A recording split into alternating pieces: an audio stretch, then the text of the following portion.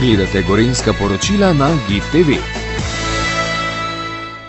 Prvo povem, da smo bili počaščeni, da je prišla tudi ministrica na samo prizorišče bolnišnice v Begunje. Seveda tudi gospod Šefic je bil z nami, da smo potem vsi skupaj si ogledali probleme, ki jih zdaj imajo v bolnišnici. Projekt se nadaljuje, to se pravi, izsušujejo se prostori. Seveda pa glavni namen je bil pa tudi, da si ogledamo vse probleme gorvodno do Drage in pa da predstavimo gospodu Šeficu, bom rekel, nadaljevanje vseh projektov, ki se bojo izvali v občini Radovljica.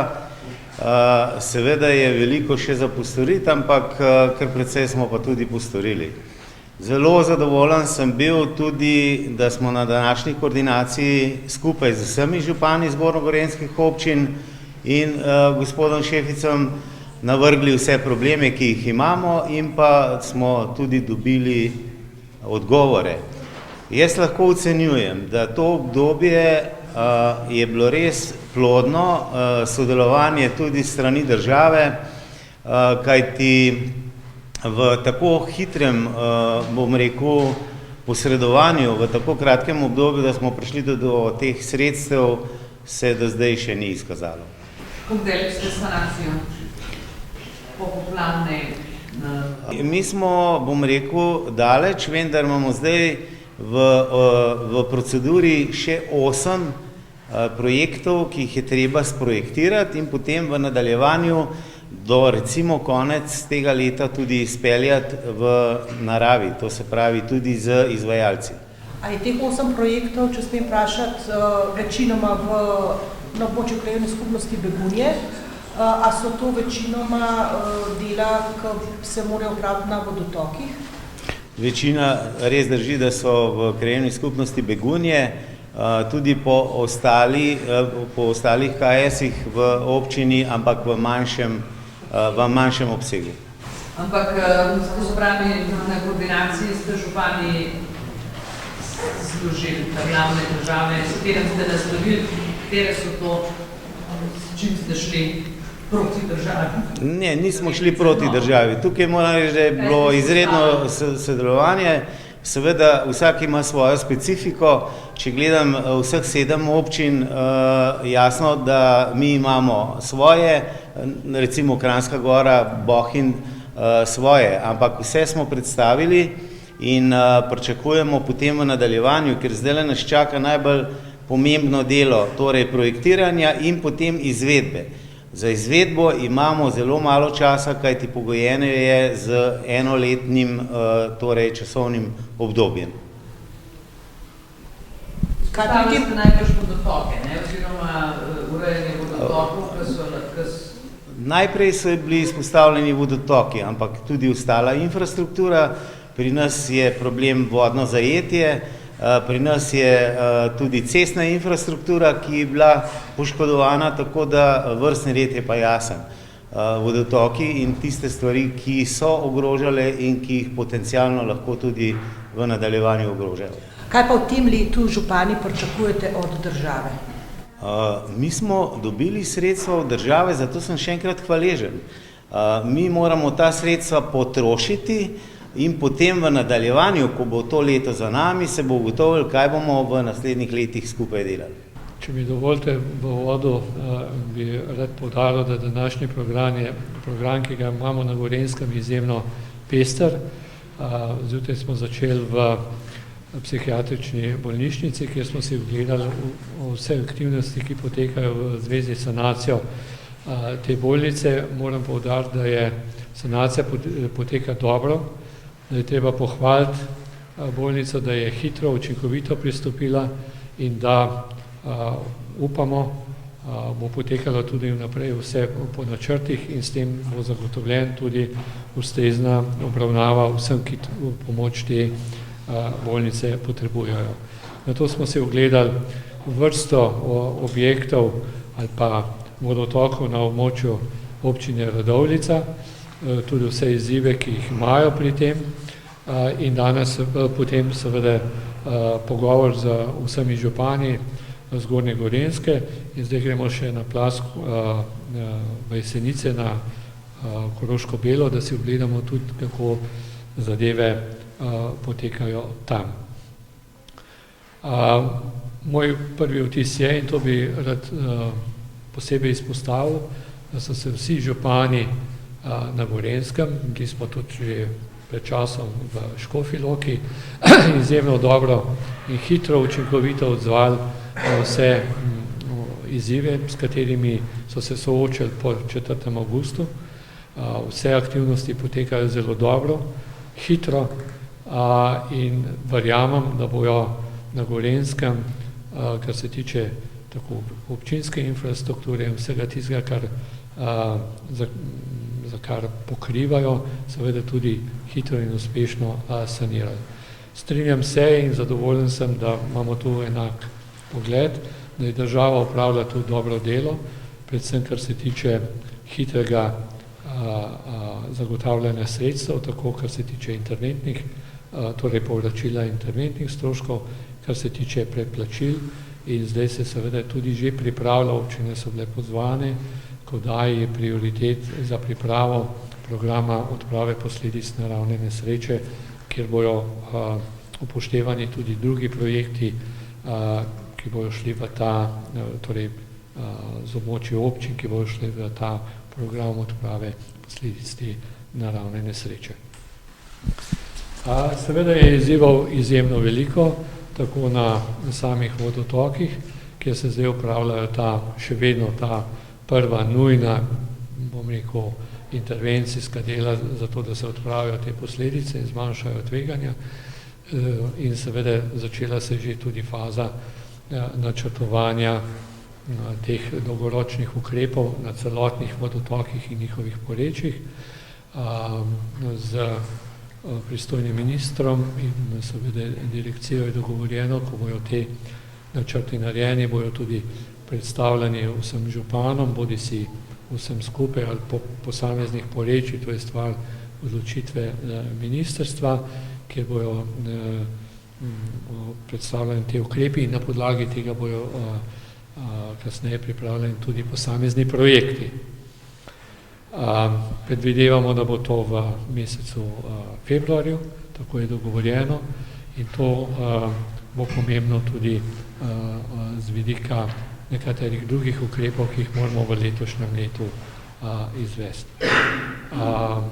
Tisto, kar bi še rad poudaril, je to, da je sodelovanje z vsemi župani in občinami zelo konstruktivno in seveda to je predpogoj za to, da smo lahko tudi uspešni pri do zdaj intervenciji, zdaj v prihodnje pri sanaciji in obnovi.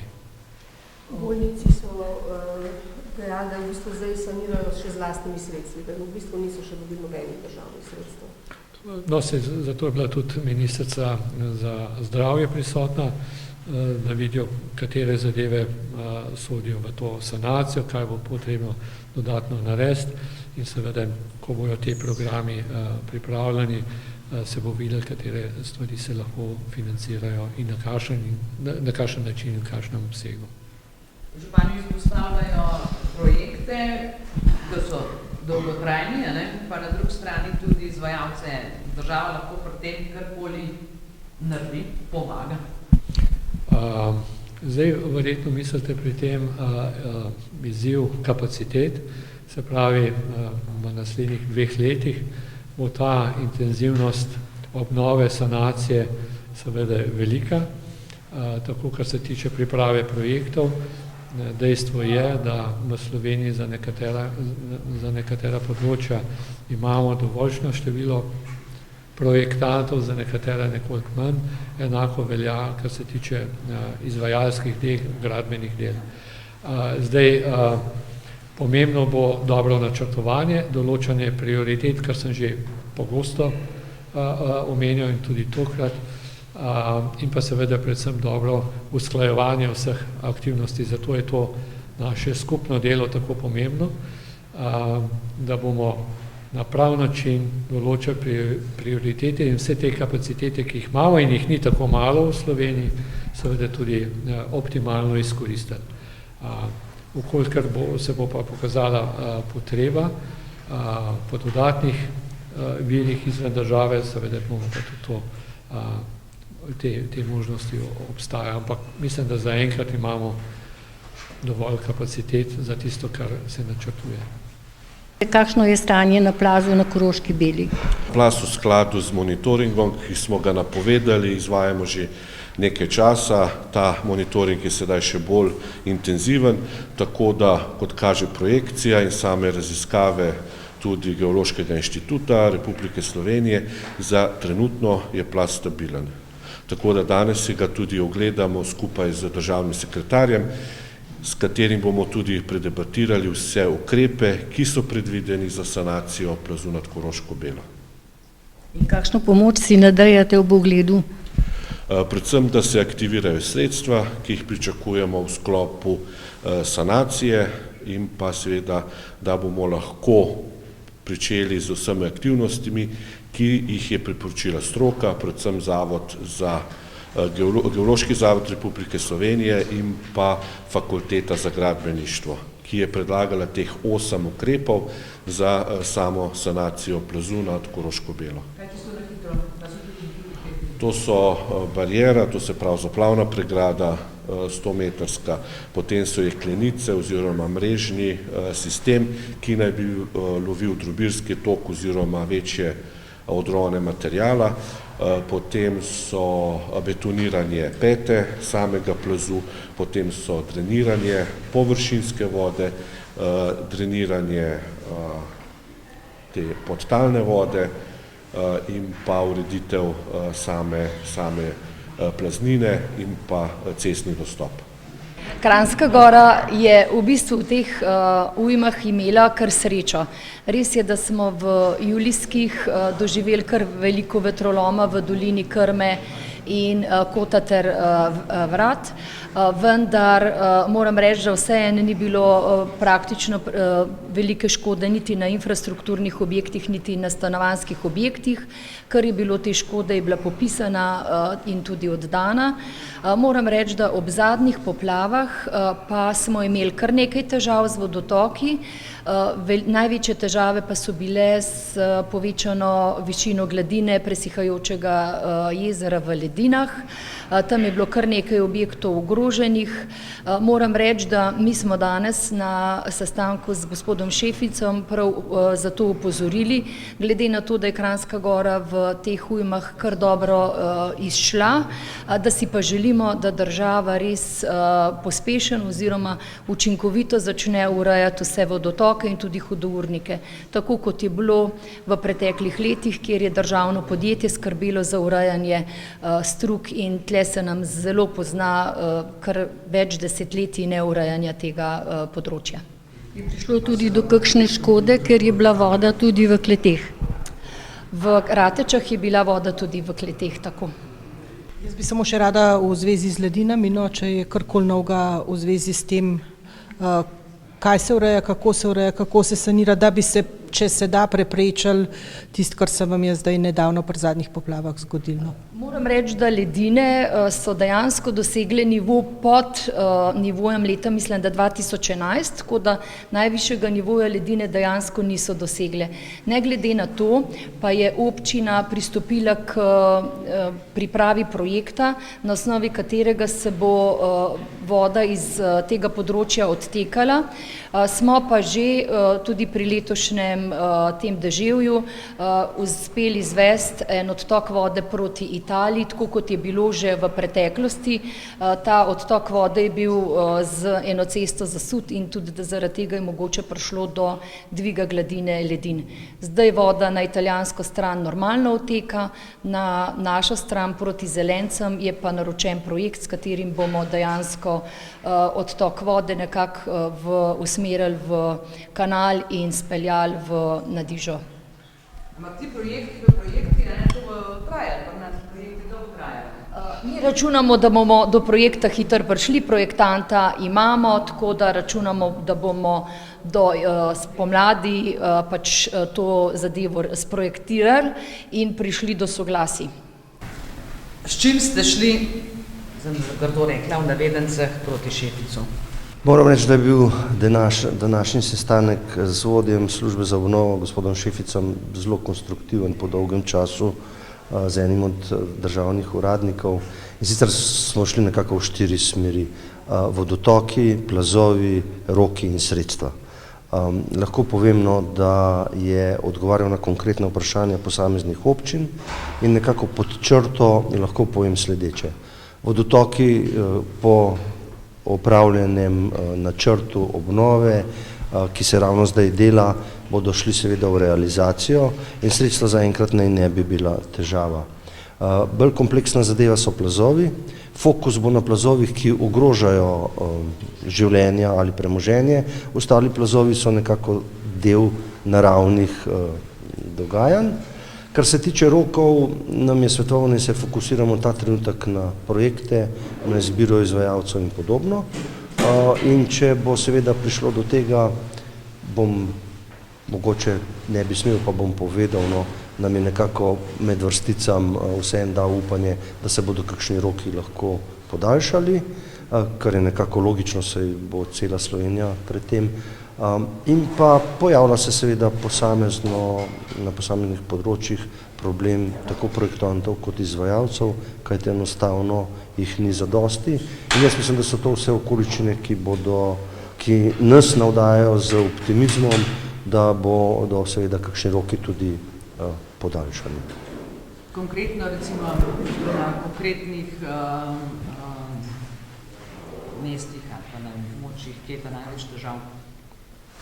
Seveda je vsak župan izpostavil svoje težave.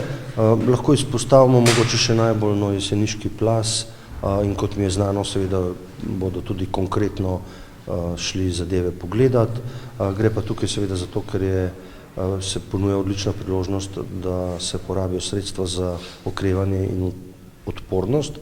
Vse ostalo pa jaz mislim, da se bo odvilo v splošno in skupno korist, predvsem pa v dobrobit seveda vseh tistih, ki so bili ogroženi ali so potencialno ogroženi, se pa vsi zavedajo manjka v zadnjih 2-3 desetletjih, to je pa seveda skrb za vodotoke, kar je bilo pa po mojem mnenju en glavnih vzrokov za vse to, kar se je zgodilo. Ste v Žirovnici zaključili? Jaz lahko povem, da smo Žirovnic zaključili z sanacijo tistega, kar nam je odneslo. Zdaj spomladi sledi asfalt, v nadaljevanju pa bomo seveda po pridobljenem projektu sanirali še ostale, bom rekel, posledice, ki so nastale zaradi ujme, ampak glavno je, da je infrastruktura, ki jo je odneslo, vzpostavljena nazaj.